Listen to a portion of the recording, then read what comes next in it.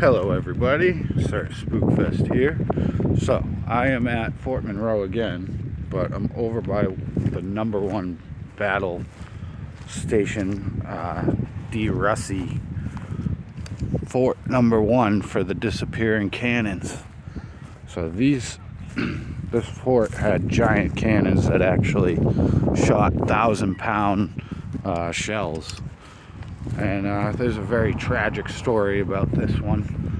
114 years ago, around there, 1910, they were doing a demonstration for one of the generals and stuff.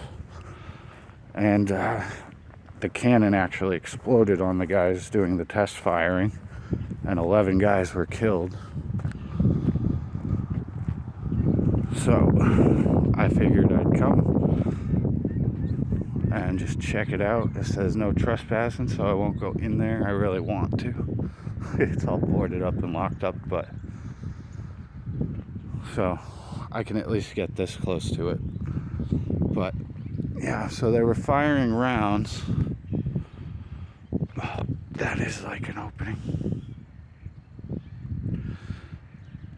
I do plan on doing a small ghost investigation, maybe over by the water here. So this place, they were doing test shots. They fired 2 shots, and on the 3rd shot they loaded the gun. They said the breech on the back of the gun might have not sealed, and it exploded, and one of the guys was actually cut in half, which is just terrible. Harbor Defense Regiment were formed in the Coast Artillery Corps from the companies in 1924. Yeah, this was built so between 1893 and 1910, I think it was. But there's a few theories why the cannon actually exploded, but probably just didn't seal the back of the cannon right, and it just blew. And too bad I can't go in there. Plus, we're on a military type island thing, and there's a police station over that way, so I don't want to get in trouble. Pretty windy too, because we're on the beach, but this place is awesome.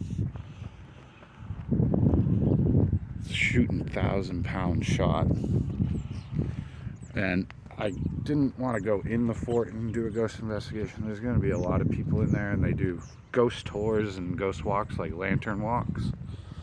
So I figured I'd just come over here, wait till it gets dark. It's just about to get dark, and I'll go see if I can capture any voices or anything really. And they said it was gun #1, so I'm guessing this would be gun #1 on this side.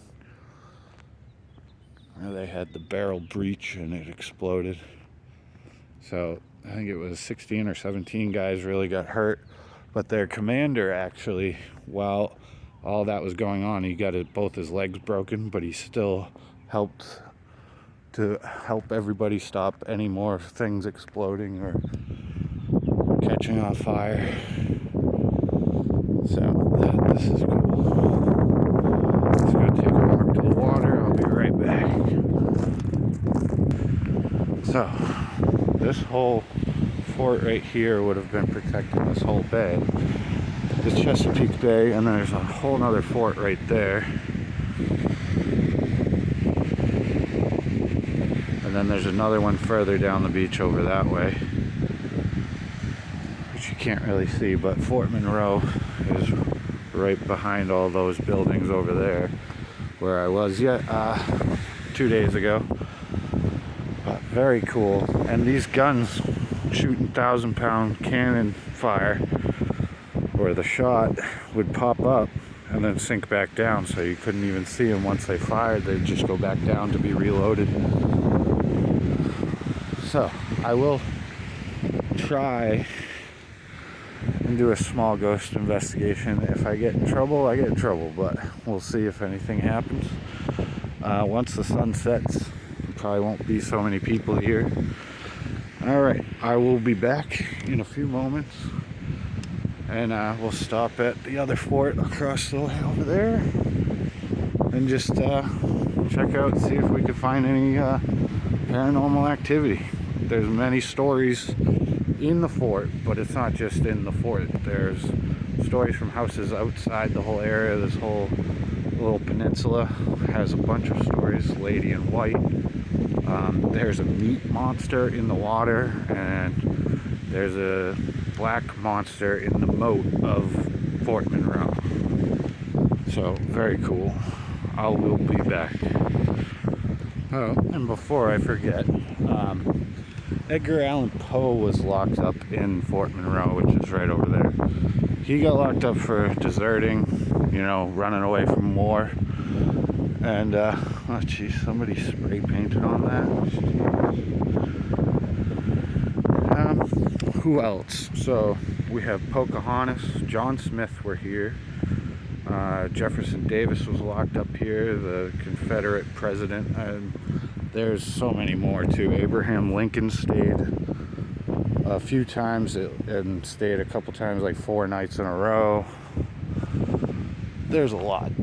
I have too many to talk about, so we'll talk about it more when we do the investigation. Alright, and before we go check out that other part of the fort, I just figured I'd read you some of Ghosts of Fort Monroe real quick. So, let's check out Return of the Meat Monster. That one. It was said at one time, bridges leading out of the moat and drawbridges, the pulley wheels and blah blah blah above the footbridge, and next to the Casemate Museum, which is right near me here. No ghosts are said to be seen on these walkways, but outside of the moat in Ingalls Road, the moat monster appeared to a colonel who was walking his dog late one night to his attention to draw something in the moat waters. It was big, not the size of Loch Ness Monster big, but big enough, probably 30 feet, 20 feet. It must have been black and pink. It had meat, so that's why they call it the meat monster. He said it was like pink. On one occasion, footprints were found on the back porch after a snowfall. Whatever it was, the colonel's wife said there was no footprints leaving the area of their back porch. Huh. That's a fun one.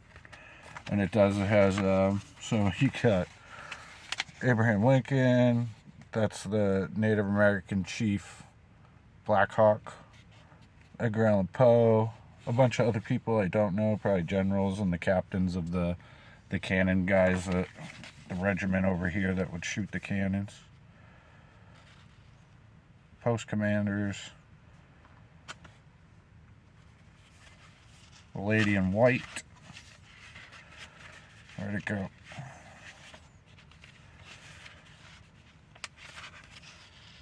Poltergeist activity in some of the buildings. Here's a little picture of the Lady in White scaring some children over by some oak trees. So this stuff is all around here. Quarters on Bernard Road. That I've actually driven past that the other day.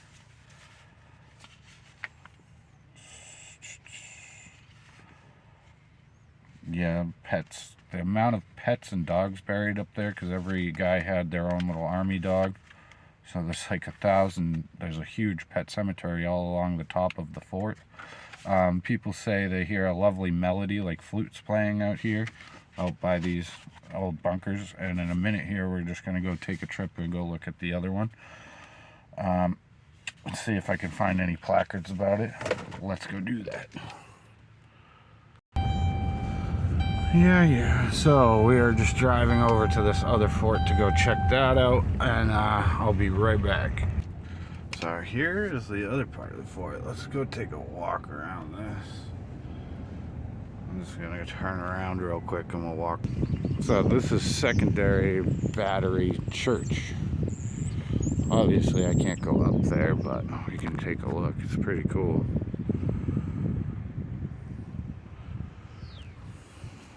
wish I could go in there. And then they have little outbuildings, people having fun. Hopefully in a little while I can just go up to the battery number 1 and do a ghost investigation right out in front of it. How cool is that though? That place is awesome. Can't imagine how much cannon fire was coming out of here to protect this whole area with all the wooden ships. And the some of my favorite ships were the ironclad covered ships. I had battles with those. Those are actually the bombs they made into light lamps, street lamps that they'd be firing out of here. Alright, let's go and wait for dark, and we'll do a small ghost investigation, see if we get any activity. I'm actually going to end this one here and then do an investigation separate. Alright, you guys, peace out. Check out the next video. Will be a small investigation out in front of battery 1 where the tragedy happened of the explosion of the cannon when they fired it. And they were just doing a demonstration too for some of the generals, and one of the admirals or whatever that was in control broke his legs and still helped to do the rescue effort and stop anything else from exploding, because I'm sure it could have spread and blew up the other cannons too. But yeah, check out the next one and I will be back.